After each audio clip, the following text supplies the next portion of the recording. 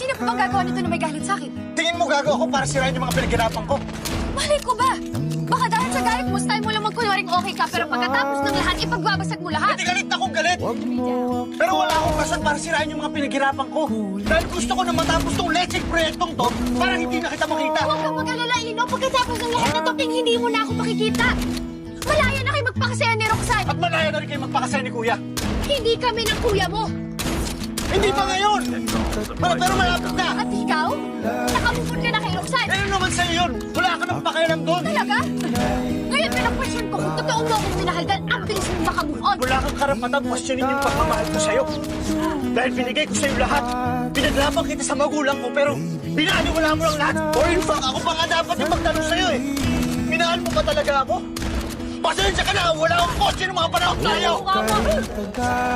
Ang kapal ng mukha mo, minahal kita! Minahal kita ng sobrang